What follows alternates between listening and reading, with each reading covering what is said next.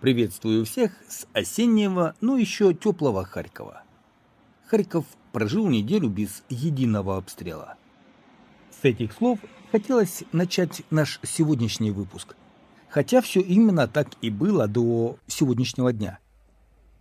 Утром 16 сентября российские дроны атаковали Харьков. Часть БПЛА сбили, но один все-таки по Слободскому району города прилетел по корпусу фармуниверситета. Пострадало само учебное заведение и 4 человека. Последствия прилета сейчас перед вами на экране.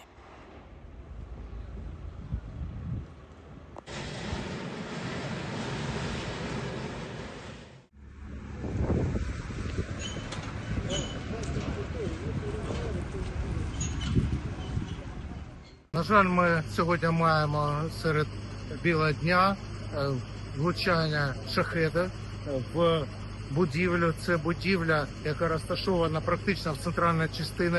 Це учбовий заклад, це цінна історична забудова. І хочу сказати, що, на щастя, у нас немає жертв, але є 3 людини, які звернулися до медиків, до лікарів за медичною допомогою.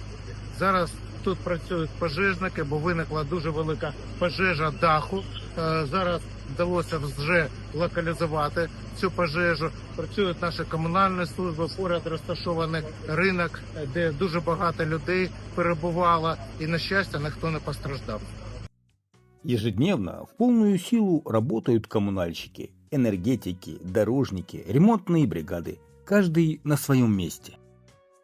За неделю в городе воздушная тревога суммарно длилась почти 37 часов. Для сравнения, в области этот показатель более чем вдвое выше, более 80 часов. Впрочем, вопреки любой статистике, главное не терять бдительности.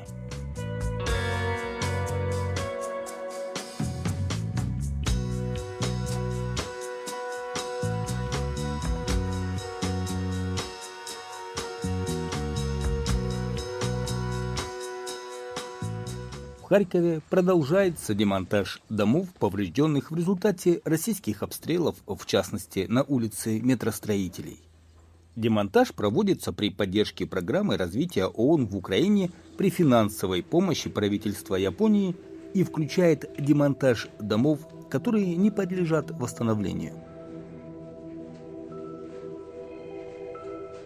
На днях в телеграм-каналах, соцсетях и даже школьных чатах была распространена волна сообщений об угрозе ядерной катастрофы для Харькова. Первоисточником сообщений, распространенных по сетям, является статья в американском издании New York Times. Она вышла еще 9 сентября. Материал содержит сведения об угрозе обстрелов российской армии объектов ядерной энергетики Украины от вторжения в 2022 в Чернобыльскую зону и на территорию ЧАЭС, вплоть до состояния оккупированной Запорожской АЭС в 2025. Относительно Харькова в статье приводят общеизвестные факты об обстрелах территории научного центра Харьковский физико-технический институт, где находится ядерная подкритическая установка «Источник нейтронов». Такие обстрелы имели место еще с 2022 года. Авторы материала напомнили историю создания источника нейтронов и данные о наличии в этой установке урана. При этом отметили, институт не раскрывает точного количества находящегося на месте урана, что уже исключает утверждение про большие запасы. В утверждении об опасности для Харькова журналисты ссылаются на заявление украинской власти и прокуратуры.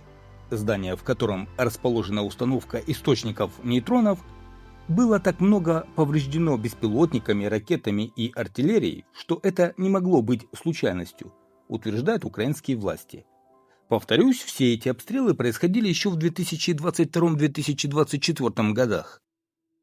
Никаких сведений о новых угрозах, возникших с тех пор, New York Times не приводят. Однако в течение 3 дней, прошедших с момента публикации статьи в New York Times, украинские телеграм-каналы и некоторые СМИ активно репостили выдержки из нее, часто с сенсационными заголовками об угрозе ядерной катастрофы для Харькова.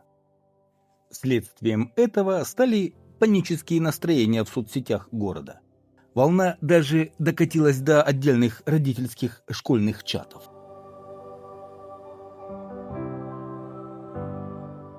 В самом институте отметили, что учреждение работает в штатном режиме. Никакие чрезвычайные ситуации не зафиксированы. Кроме того, вероятность возникновения масштабной ядерной аварии на этом объекте исключена. Просим сохранять спокойствие. Все объекты работают в нормальном режиме. А вот готов ли Харьков к вероятным новым обстрелам энергосистемы? Мэр Харькова Игорь Терехов заверил, что к возможным новым обстрелам энергетической инфраструктуры этой осенью и зимой Харьков готовится очень серьезно.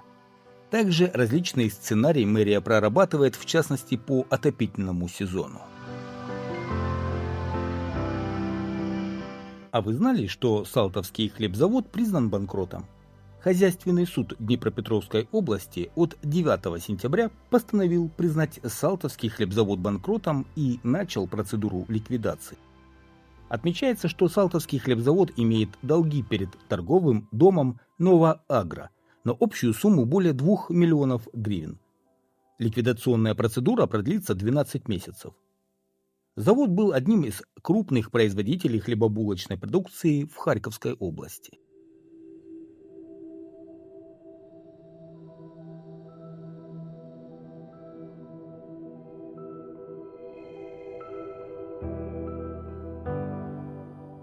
Умер один из основателей Харьковской школы Бойко. 10 сентября умер Сергей Бойко, ему было 74 года. Частную школу Бойко открыл в 1994 году. Сергей Бойко на тот момент был педагогом с 30-летним стажем. Он разработал собственную методику изучения английского языка и стал автором многих учебников. Какие харьковские школы назвали лучшими в 2025 году? Лучшей школой Харькова по результатам национального мультипредметного теста 2025 года стала авторская школа Бойко, где средний балл 11-классника составил 162,93. На втором месте оказался Харьковский лицей номер 173 в Слободском районе со средним результатом 160,64 балла. Третий в рейтинге лицей номер 47. Средний балл выпускника здесь составляет 157,23. Первая десятка лучших школ Харькова выглядит так. В школе, занимающей последнее место, средний балл составляет не более 123. Это спортивный интернат. Как объяснили авторы рейтинга, его делали по результатам национального мультипредметного теста 2025 года, взятым из официальной статистики Украинского центра оценивания качества образования. В рейтинг попали школы, в которых по меньшей мере 5 учеников участвовали в тестировании. Названа средняя зарплата на Харьковщине. Проект UAVAR Infographic опубликовал инфографику о средних зарплатах по регионам Украины. При ее создании использовались данные Государственной службы статистики. Согласно им, средняя зарплата по Украине составляет 26 500 гривен, а в Харьковской области 22 тысячи. Жители Киева зарабатывают больше всего, в среднем 40 400 гривен, а жители Черновицкой области меньше всего 19 200 гривен.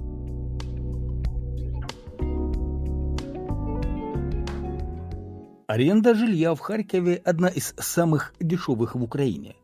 Согласно данным маркетплейса недвижимости Дім.Ріа, снять однокомнатную квартиру в Харькове в среднем обойдется в 4740 гривен. По этому показателю Харьков на 21 месте. Дешевле только в Кировоградской области – 4693 гривни.